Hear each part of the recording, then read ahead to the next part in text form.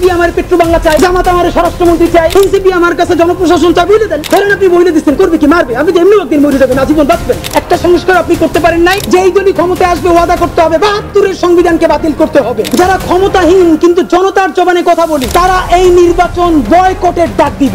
একটা কাক বিড়ালও খুঁজে পাবেন না মাননীয় প্রধান উপদেষ্টা।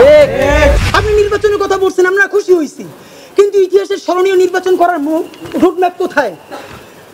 বাংলাদেশের রাজনৈতিক দলগুলো আপনার সাথে মিটিং করে সামনে এসে বলে আমরা নির্বাচনের রোডম্যাপ দেখি নাই, আমরা হতাশ। ভিতরে কথা বলার চেষ্টা করলাম, আফসোস রাজনৈতিক দলগুলো এত বদমাশ কেমনি হয় ভাই? ভিতরে তারা একটা বারো ভালো করে কোনো রাজনৈতিক তারা নির্বাচনের ম্যাপ দেয় না। প্রধান উপদেষ্টারে তারা গিয়ে বলে বড় দলগুলা, ওই পেট্রো বাংলার চেয়ারম্যানটা কিন্তু আমাদের লাগবে, অমুক বিশ্ববিদ্যালয়ের ভিসি কিন্তু আমাদের লাগবে, স্বরাষ্ট্র আর জনপ্রশাসন মন্ত্রণালয়ের সচিবটা কিন্তু আমাদের লাগবে। বাইরে এসে বলে আমরা নির্বাচন না দেখে হতাশ। একই দ্বিচারিতা। তা আপনার প্রতি অনুরোধ, এই যে আপনারে বাইরে এসে বলে যে আপনি নির্বাচন দেন না, আপনি কেন প্রেস মিট করে বলেন না বিএনপি আমার পেট্রো বাংলা চাই, জামাত আমার স্বরাষ্ট্রমন্ত্রী চাই, এনসিপি আমার কাছে জনপ্রশাসন চাই, বলে দেন। ধরেন আপনি বলে দিচ্ছেন, করবে কি? মারবে। আপনি এমনি একদিন মরে যাবেন, আজীবন বাঁচবেন। আপনি বলে দেন না, ওদের নেইটা করে দেন। রাজনৈতিক শক্তির আমরা পক্ষে, কিন্তু রাজনৈতিক দলের নামে নিপীড়নের পক্ষে আমরা নয়। বন্ধুরা আমার, আপনি আরেকটা কথা বলেছেন, এখন থেকে প্রতিদিন আলাপ করুন আপনার এলাকায় ভোটদান ব্যবস্থা কেমন হলে সুন্দর হয়, কেমন হলে আনন্দমুখর হয়, সেটা আগে থেকে ঠিক করার জন্য, নতুন বাংলাদেশের কাজ করার জন্য সেইটা আপনারা প্রস্তুতি নেন। মাননীয় উপদেষ্টা যমুনায় বললে হবে না, এলাকায় গিয়ে যদি এই আলাপ শুরু করি আমার পিটাইয়া ছালবাকল উঠেই আবার ঢাকায় পাঠাইবে। ঢাকার এলাকা কিন্তু এক না। এলাকায় সেই পরিবেশ আপনি তৈরি করতে পারছেন? এলাকার ওসি প্রতিদিন এখন বিএনপির উপজেলা সভাপতির ফোন করে ডায়াবেটিসের খবর নেয়। তা আমার কথা যদি বিএনপির বিপক্ষে যায়, আমার কথা যদি জামাতের বিপক্ষে যায়, তারা তো আমার দৌড়নি দিয়া কি করবে তা তো আপনি বুঝতে পারতেছেন না। প্রধান উপদেষ্টা, মাননীয় উপদেষ্টা, শেষের দিকে আপনি আর একটা কথা আপনাদের বলা দরকার। আপনি এইখানে খুবই স্পেসিফিকলি বারবার নির্বাচনের যে রোডম্যাপটা দিয়েছেন, আমরা অত্যন্ত খুশি হয়েছি। আপনার হাতে সময় আছে 6 মাস। আপনাকে চূড়ান্তভাবে আমরা কয়েকটা প্রস্তাবনা দিতে চাই। নাম্বার 1, এই 6 মাসের মধ্যে আপনি একটা আপার হ্যান্ড নেবেন। সেই আপার হ্যান্ডের চূড়ান্ত কাজ আগামী 1 সপ্তাহের মধ্যে আপনি ইন্টারিম ভেঙে দেন। এই ইন্টারিমের অনেক উপদেষ্টা এখন সামনে, কেউ বিএনপির, কেউ জামাতের, কেউ এনসিপির মুখপাত্র হইয়া তাদের দলীয় এজেন্ডাগুলো আপনার সামনে রেখে বাস্তবায়ন করবে। এইটা আপনি হইতে দিয়েন না। আপনি অতি জলদি যেই নির্বাচনটা উপহার দিতে চান তার জন্য ইন্টারিম ভেঙে দেন এবং অতি দ্রুত তত্ত্বাবধায়ক সরকার ঘোষণা করেন। এই ইন্টারিম ভেঙে দিয়া আপনি প্রধান হইয়া আপনি তত্ত্বাবধায়ক সরকার ঘোষণা করেন।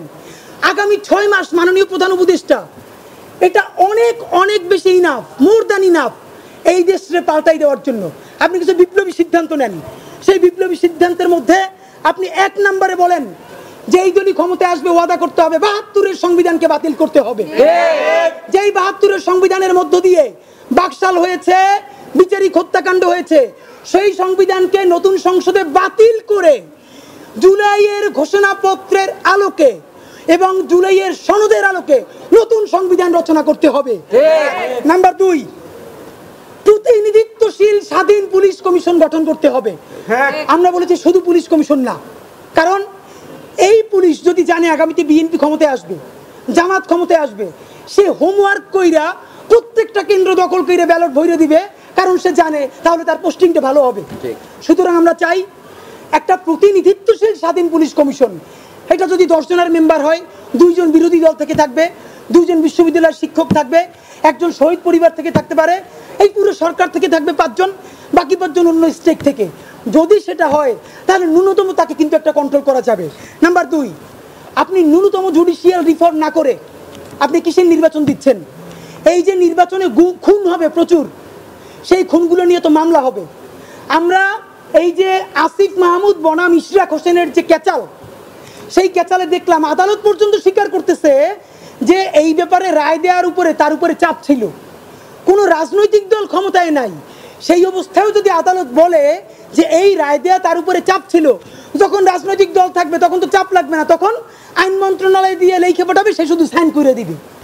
সুতরাং আপনি জুডিশিয়াল রিফর্ম কি করলেন সেইটাকে আপনাকে স্পেসিফিকলি বলতে হবে। জনপ্রশাসন সংস্কার, সব কিছুতে একমাত্র বিসিএস প্রশাসন ছড়িয়ে ঘুরাবে তা হইতে পারে না। আপনি ক্ষমতার ডিসেন্ট্রালাইজেশন করেন, আপনি পুলিশকে একটু ভিন্ন করেন, আপনি অন্যান্য ক্যাডারগুলোকে আরেকটু এম্পাওয়ার করেন। এই যে জনপ্রশাসন সংস্কারের মধ্যে প্রশাসকরা নিজেদেরকে প্যারালাল রাষ্ট্র ভাবে, এইটি আপনি ন্যূনতম ভাঙিয়ে দিতে না পারলে আবার তো সে আমলাতান্ত্রিক দেশ করবে। এবং আপনাকে সর্বশেষ আমরা বলতে চাই, আগামী 6 মাস আমরা আপনার কাছে অ্যাকশন দেখতে চাই। সেই অ্যাকশনটা হলো, এখন চলে আগস্ট মাস, আগস্টের মধ্যে আপনি ইন্টারিম ভেঙে দেওয়ার চূড়ান্ত রূপরেখা প্রণয়ন করেন। এতদিন বলছি আমরা বিচার সংস্কার, বিচারের কোন কোন রায়টা আসবে আপনি তা তো একটা বললেন না এই আপনার দীর্ঘ বক্তৃতার মধ্যে, কিন্তু আপনি ঠিকই নির্বাচনের সব কথা তো বললেন, থ্যাংক ইউ, আপনি এটা বলেছেন। তাহলে বিচার নিয়ে আপনি এরকম বলতেছেন না কেন? নাম্বার 2, এতদিন আমরা আগে বলেছি সংস্কার, তারপরে বলেছি মৌলিক সংস্কার, না এখন মৌলিক সংস্কারও বলি না, নির্দিষ্ট 5টা সংস্কারের কথা বলেছি। আমরা পুলিশের সংস্কার চেয়েছি, আমরা জুডিশিয়াল রিফর্মের কথা বলেছি, আমরা নির্বাচন কমিশনের যে বর্তমান প্যাটার্ন এইটা ভেঙে দেওয়ার কথা বলেছি। প্লিজ, কোন সংস্কারটা কবে হবে? নির্বাচনের আগে যদি আপনি একটা সংস্কার নিজে করে দেখাতে না পারেন, তাহলে বলেন প্রবাস থেকে লক্ষ টাকা প্লেন ভাড়া দিয়া বাংলাদেশের মানুষ কেন ভোট দিতে আসবে বলেন? সে তো জানে একটা সংস্কার আপনি করতে পারেন নাই। এই যে ভোট দিয়ে যাবে, যারা ক্ষমতায় যাবে তারা ঠিকই আগর কাটামতে সব 91 যেরকম তারা চুক্তি ভঙ্গ করেছে, চুক্তি ভঙ্গ করে আবার ফ্যাসিবাদ কায়েম করবে। শুধু শুধু সে কেন দেশে ভোট দিতে আসবে বলেন? সুতরাং আপনি যদি সত্যিকারে চান বাংলাদেশের ইতিহাসের সেটা নির্বাচন হোক, প্রবাসীরা ভোট দিক, লক্ষ লক্ষ টাকা খরচ করে মানুষ ঈদের মতো উদযাপন করুক, তাহলে ন্যূনতম কয়েকটা বিচার আপনার নির্বাচনের আগে করে দেখাতেই হবে। এই ইন্টারিমের সকল উপদেষ্টাকে বিদায় দিয়ে নতুন ফ্রেশ তত্ত্বাবধায়ক সরকার গঠন করতে হবে এবং অতি দ্রুত আপনাকে রেভলিউশনারি কিছু কাজ করে দেখাতে হবে, যাতে মানুষ বিশ্বাস করে রাজনৈতিক দলগুলো আসলেও তারা কোনো ধরনের গাদ্দারি করতে পারবে না। এবং সর্বশেষ কথা, সকল রাজনৈতিক দলের সাথে বারবার বসেন উপদেষ্টা মহোদয়, একটা বার 1500 প্রায় শহীদ তার পরিবারের সাথে আপনার বসা দরকার হয় না? এই যে এত সংস্কার করলেন, আমাদেরকে কেন তারা ফোন করে জিজ্ঞেস করে যে এগুলো সব কি তারা না কইলেই চলে যাবে? প্লিজ, জুলাই সনদ ঘোষণার আগে যা যা করতেছেন সেই রাজনৈতিক দলগুলোর একদিকে সামনে রাখেন, শহীদ পরিবারগুলোর সামনে রাখেন, তারপর বলেন যে এইটা করছি, একটু শহীদ পরিবারের কথার মূল্যায়ন করেন। এইটা যদি একটাও না করেন তাহলে কি করব?